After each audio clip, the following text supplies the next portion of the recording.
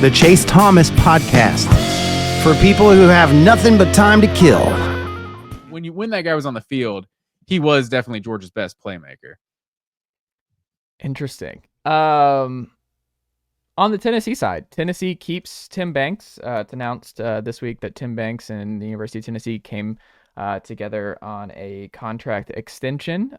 Full details aren't out yet, but Banks is back. It was kind of the prevailing wisdom here. He's been out recruiting for the last week or so on the trail with it opening back up here and seeing some folks. And look, it's weird. Tennessee fans were really mad at Banks with how the Ohio State game got. They were a little annoyed at not being able to get home against Georgia, where they're only sending 4, and Carson Beck drops back 40 times, and he doesn't get hit once, no sacks on the road in that kind of environment after Ole Miss pulverized Georgia's offensive line the week prior. So I understand that part of it, but I mean, this is a top 10 defense this year, and I think the body of work has gotten better each and every year. Banks has been at Tennessee, coming in from Penn State and James Franklin's staff years ago.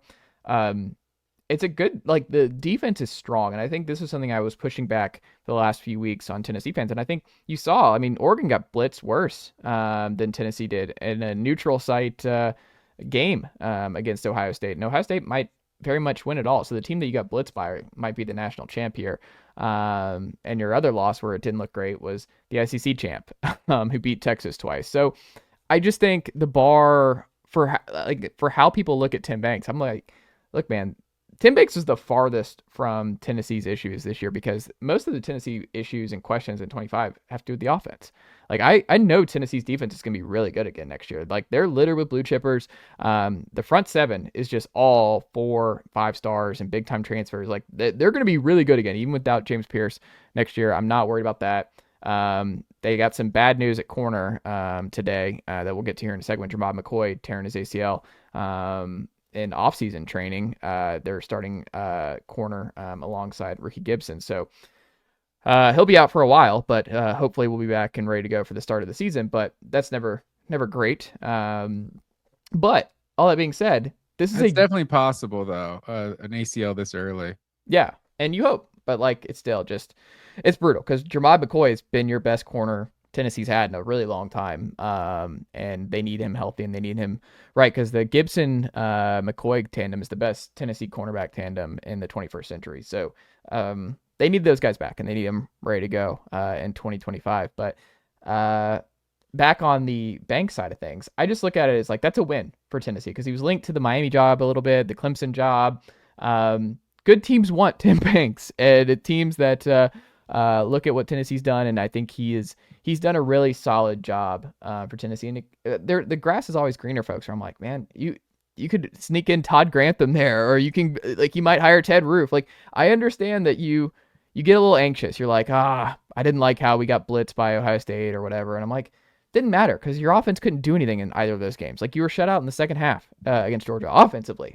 Yeah, it wasn't great what was happening, but you lose Keenan Peely. You had a walk-on Will Brooks who got picked on a lot in that game. But ultimately, Tim Banks has done a really good job. And I think that's a win for Tennessee that Tim Banks is back for another year. And we'll see what the extension looks like. But that side of the ball with Rodney Garner, William Inge, who was the DC at Washington on their national championship team. He's the linebackers coach.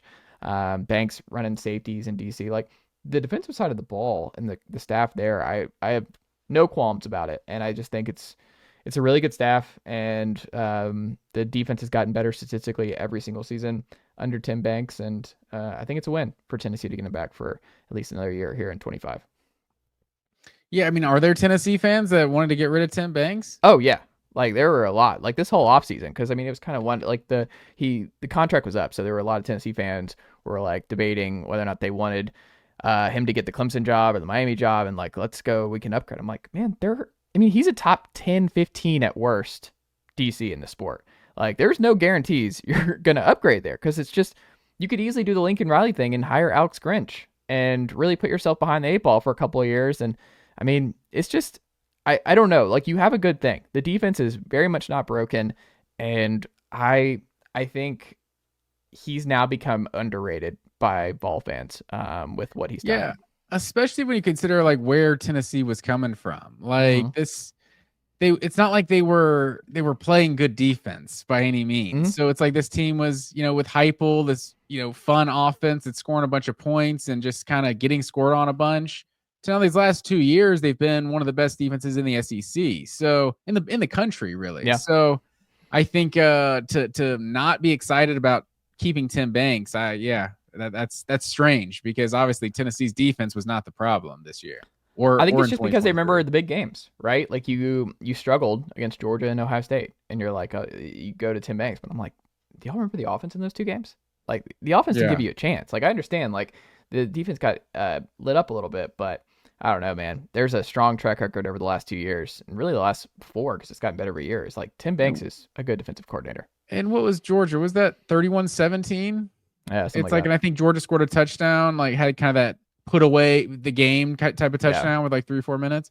Like it's not like Georgia was that was an offensive explosion or anything. Like Tennessee's offense got shut down in that game, and that's why they didn't win. I think that's the case probably for a lot of the Tennessee games this year, and they found ways to win because of how good that defense was. I agree, and that's why I think it will ultimately be a win. And again, my offseason questions, it all stems to the offense and what the offense looks like in 2025. So big win there. And like I said, Jermon McCoy going down, that's tough. You have 4-star Caleb Beasley in there, Jalen McMurray, who was really good in the nickel spot. He's back, the Temple transfer. So you have him. We'll see if they add another corner in the portal because of the injury, but because he sustained it now, it seems like the timeline will allow him to get back, and hopefully if he misses any part of the early part of the season, it's not much, but Tennessee needs him, man. He's a big time player, transfer in from Oregon State, and he's good, man. And I hope Jermon McCoy heals up and is ready to go against Syracuse, because they're gonna need him. I mean, Georgia's in there early this season. Tennessee plays Georgia early on, so Jermon McCoy, wish him well and hope he has a speedy recovery and is back for Tennessee on opening day. God, that feels forever from now, Matt Green. I just said opening day, and I'm like, man, we have a long way to go for the start of the 2025 college football season. Oh yeah, long way to go. We're gonna hold our CFP questions here because the CFP coming up on Monday, and kind of lead that for our Sunday show. So that we can get a full day for while it's fresh in the brain with folks, because I just don't feel like we're in a Ohio State Notre Dame mindset right now. I just feel like it's a week off and we're not really thinking about the national title as much right now, because we still got several days here before we get Notre Dame and Ohio State, Matt Green. So I thought it'd be fun to do some around the world, around college football questions for you. So I have 5 that I thought would be fun to get through here. And the first one, nicely done, nephew. The Chase Thomas podcast. Hell yeah.